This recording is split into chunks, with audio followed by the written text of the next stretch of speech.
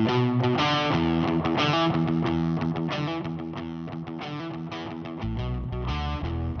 everybody, David G here, founder of the Internet Marketing Party, and I am absolutely thrilled to be announcing our guest speaker for our Internet Marketing Party San Diego, which will be the night before traffic and conversion on Monday, February the 8th in beautiful sunny San Diego. So, how are you, Pat?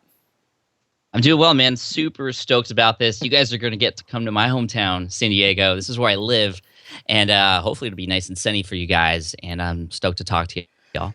So before I kind of give more of a formal introduction about who Pat is and why we have him following in the footsteps of our San Diego speakers like Frank Kern, Ryan Lee, Clay Collins, I mean, enormous marketers that Pat Flynn is one of. Before I tell you about that, I want to share with you that Pat is the kind of guy that, first of all, when I asked the Internet Marketing Party team about having Pat speak, everyone was like, "Yes, if you can get him, if you can get him," because Pat stays. He's one of these guys that's like we liken it to like a professional athlete that when they go up to bat and they hit a home run, they just make it look so easy. Frank Kern's kind of like that too. He gives the impression he's just this lazy surfer guy, but he wakes up every morning and looks at his stats at 5 in the morning. And so anyway, yeah, we're going to be in Pat's hometown. But a few things about Pat before I tell you those is in this presentation here in the next 10, 15 minutes, aside from telling you what he's going to talk about in San Diego, he's going to share with you a couple of things that are we going to talk about how to get raving fans or a couple of things? What do you want to share with people in this video so they can get value now and know why it's so Yeah. important?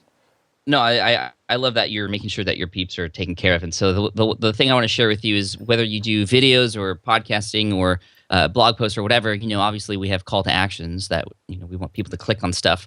In terms of video and podcasting, it's hard to get people to click through because they're not necessarily on your site in a place where they normally click through to things. So I'm going to give you some tips on how to make sure that people follow through with your calls to actions. Obviously, that's where a lot of the money happens, and everything from getting people to subscribe to your list to buying your product. How to make sure that people who hear your offer actually follow through. So that's what we're going to reveal and talk about today, based on some of my own experience. Sweet, sweet. So a little bit more about Pat. Pat's been for the last 7 years. 7 years ago, when I started the Internet Marketing Party, he started posting his income that he's making from being online.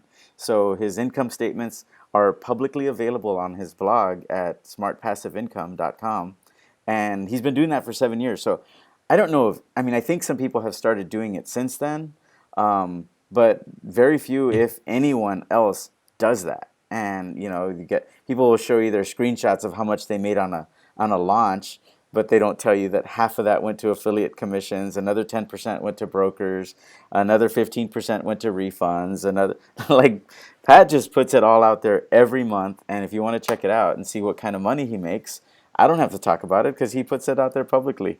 So that's one of the cool things. The other one is that along the lines of that, professional athlete that just makes everything look easy. He's very, very rigorous. He's an amazing product creator. Everything he does deep, deep, deep, deep dives into, which has built an enormous raving community of fans that they'll offer him credit cards on the spot before he even releases a product, just when he starts talking about things he's going to create. So on top of all that, he's also got the Smart Passive Income blog, podcast, which is arguably one of, if not the most successful business podcast out there. He's received over 25 million downloads. I don't know if you call it received. He's gotten over 25 million downloads, and if you just go look in iTunes, there's Pat Flynn. So he's on top of all that, he's a family man. He's got a couple of kids, and a wife, and he makes sure that his business is all is his family and his lifestyle first. That his business supports. So I think that's just really, really admirable.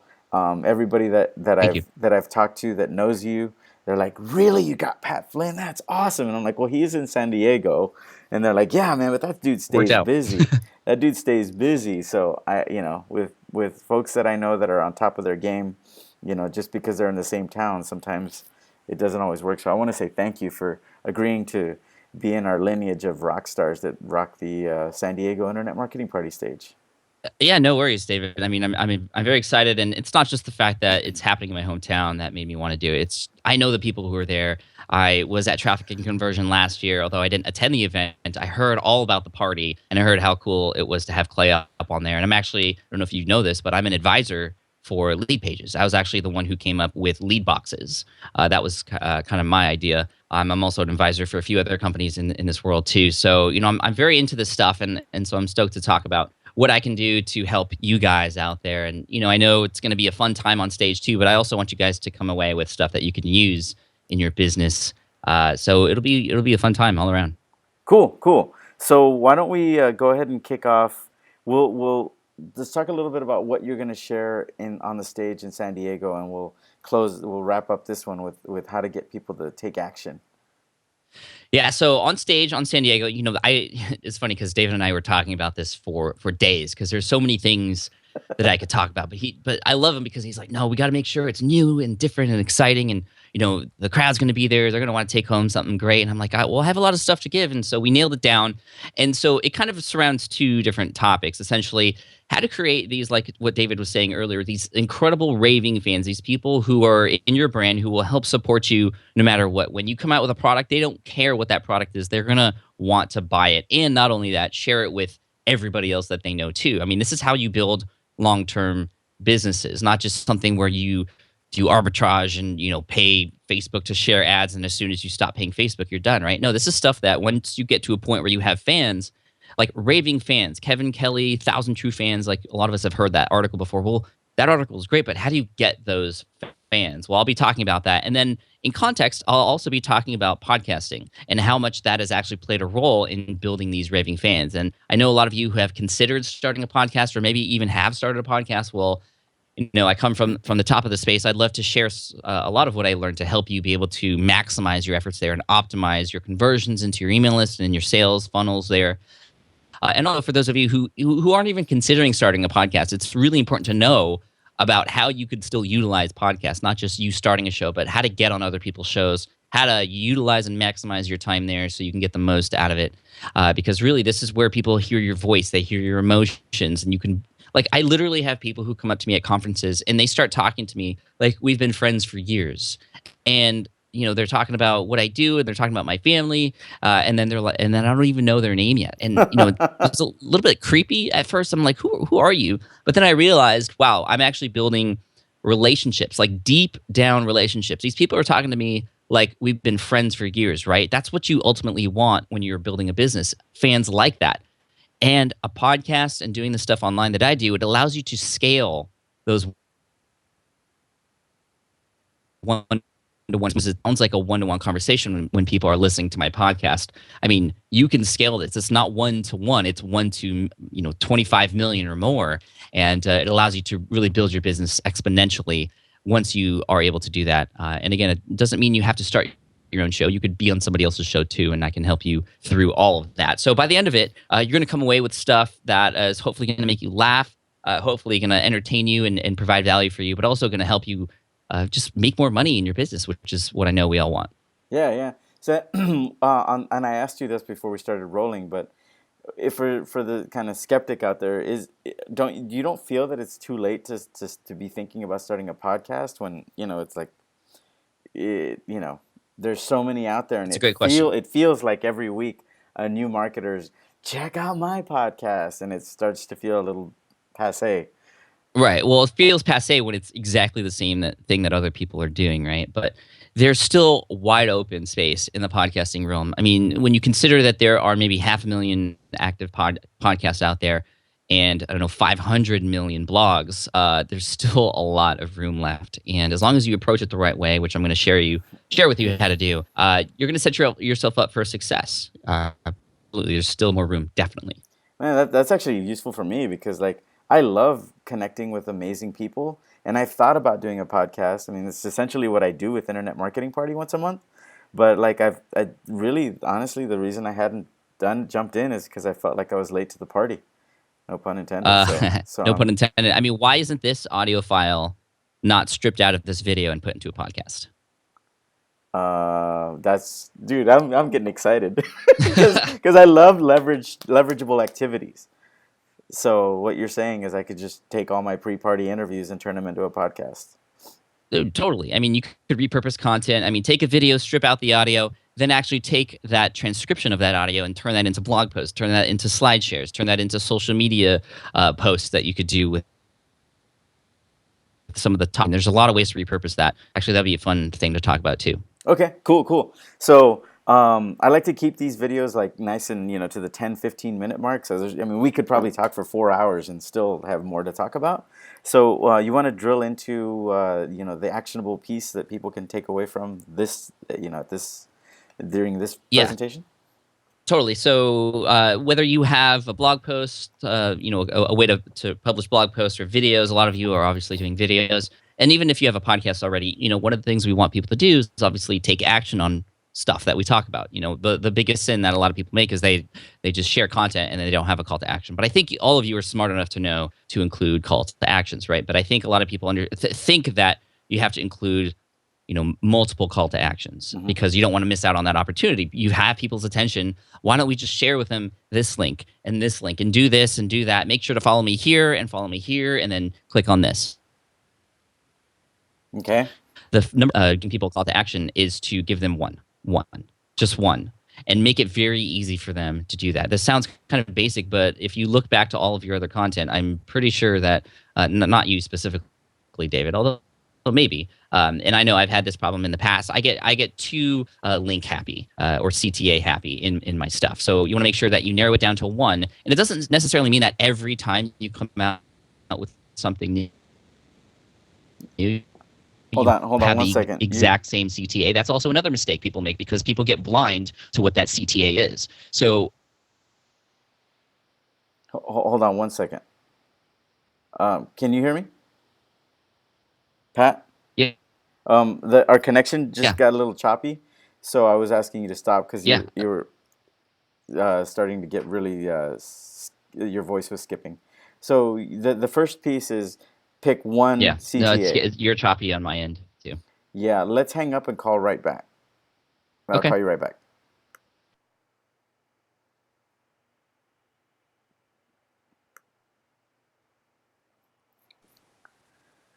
Yo. Okay, I just figured that would help. You're clear. You're crisp again. Okay. So number one is one CTA. Yeah, one CTA. But then, the most important thing is to also make it easy for people to remember. So if you're doing anything like a podcast or a video, obviously if you have affiliate links that you want people to click on, a lot of the times those aren't very easy to click on or memorize. So what you want to do is create something like a short URL or a pretty link, not even like a bit.ly, because a bit.ly is still kind of complicated and hard to memorize. What I would do is either create a pretty link, so you have your URL / and then some easy name to remember after that relates to that thing. And the cool thing about pretty links is you're able to keep track of how many times people click on those things.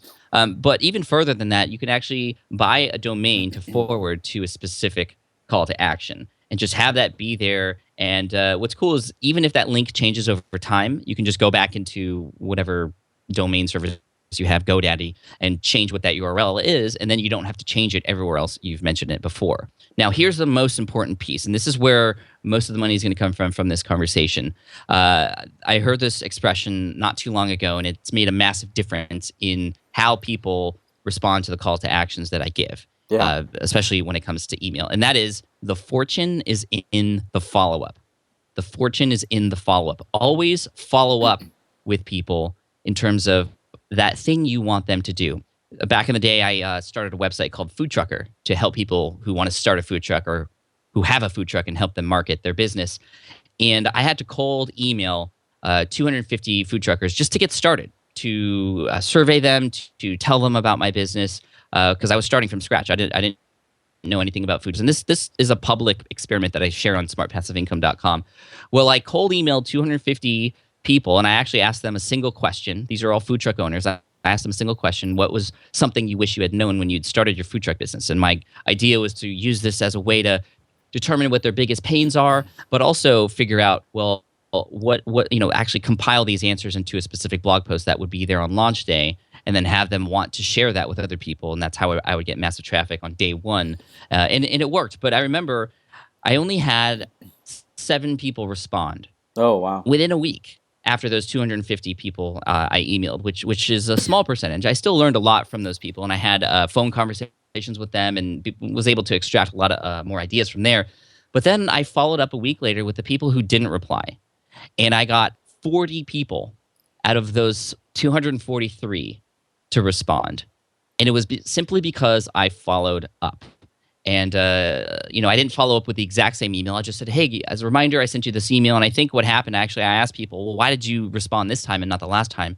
A lot of people said, "Well, they just didn't get it the first time." So naturally, a lot of people are going to Deliverability. miss that call to action. So yep. So follow up. If you have an email list, make sure you segment and figure out, well, who didn't click on that link, and resend emails to people who didn't click on that link, even if they opened it. I know a lot of us, we segment out, well, who didn't open those emails that we sent out, and then we send another email to those people. That's fine. But again, the most important thing is that click. Some people will open your emails and not click through. If you can figure out who did that, you'll be able to. And a lot of email service providers allow you to track, and there's some fancy ways to do that using things like Optimizely and whatnot. But being able to reach out to those who didn't click through to, for example, register to your webinar or click on that sales page or that offer that you have. Well, that's where the real money is going to come in. Again, like I said, the fortune is in the follow-up. So just keep that in mind as you move forward. How many times are you just dropping a call to action and then hoping? And then how many times are you actually dropping a call to action and following up with people who didn't take that action? It's your Right. job. If you have something that's actually helpful that is going to help people, it's your job to follow up and make sure they do whatever it is you're telling them to do, right? So those are some quick, easy, on the surface, You kind locked of up. basic. I bet most of you are not doing that. Yeah, yeah. So it's because of their simplicity, because of their basic uh, element of them, you're suggesting a lot of people are just overlooking it because they're like, oh well, I gotta buy traffic or I gotta do this other, I gotta uh, Oh gosh, remarket, traffic. Yeah, remarket. traffic is yeah. I mean, traffic. I love traffic. Obviously, we all love traffic, but if your funnels aren't in place, if your systems aren't flowing the way they should to maximize conversions into to anything that you have to offer, to any call to actions, well, then you're wasting money. That traffic that comes to your site. Well, what happens after that traffic comes to your site? Focus on the conversions. It's a lot easier to double your conversion rate than it is to double your traffic. Consider that. It's almost like getting that perfect person you find attractive to to to have a drink with you and then to have a dance with you, but you don't know how to dance. It's like, so what? Like, you got her to give Yeah. you her number, Well, but you got no game and you got no dance. It's like, right. yeah, you got to have the whole Where are you? package. Yeah. Right. And then the question you have to ask yourself: are you in it to have this long-term relationship and actually build this long-term relationship, or are you in it for the game? Do you just like the game of or the hunt, which some people do, and I can see that. But if you think long-term, well, why are you doing it? Well, you got to make sure you know how to dance before you ask a girl to dance, Yeah. or a guy, Good whatever stuff. your preference is. You bet. All right, man. Well, I think this is a good point to segue out. Okay, Any parting words you want to share? Like, I mean, you were at our recent internet marketing party event talk. here in Austin, and you saw how raucous and rowdy the crew can get. Um, any any thoughts or ideas you want to share with folks before as we gear up and line up for probably 600 to 700 crazy drunken marketers in San Diego? I love being on stage. I've never been on stage in an environment like what I know the internet marketing party is like. I was there in Austin. I got to see what that was like. So that was, thank you for inviting me and having me there. It's gonna be a good show. I'm gonna bring some things that I hope other people haven't brought before, and we're gonna make it fun. So I'm not just gonna run you through a slideshow presentation or anything like that. I'm gonna make it fun. So we'll have some drinks, we'll have some laughs, and we'll have some fun too. So I look forward to seeing you guys there. Sign up and come say hi to me. I appreciate you, man. I really, really do. I'm looking forward to this. The enthusiasm's already bubbling up, and I can. I mean, after having done so many of these, there's some that just I'm like oozing over with enthusiasm, and I know this is going to be a lot of fun. And a lot of that has to do with your energy, your enthusiasm, and your desire to be there. Because sometimes we've had big name speakers, and they're just kind of like, yeah, I'll do it. and they don't bring that. Like, that's one of the things that made Clay so awesome, is that he was excited. He wanted to bring the heat, and I get that sense from you. So those of you watching, I've been doing this a long time, and I know Pat's going to bring it. Like, you're going to be glad you came, even if there was no networking, which I know many of you will come for, but come to check out Pat, and he'll be hanging out and networking as well. So it's going to be fun. I look forward to seeing you there. InternetMarketingParty.com/join to become a member. InternetMarketingParty.com/ I think it's SD for San Diego. I'll edit this out if it's not the right one, put it at the bottom. But Pat, thank you very, very much. I appreciate you. Look forward to seeing you in a month. And if there's anything you need from me between now and then, you got my cell, you got my Skype. We're connected. So All right. see you Sweet. on Monday, February the 8th in sunny San Diego. All right. Sounds good, man. Over now. Thanks.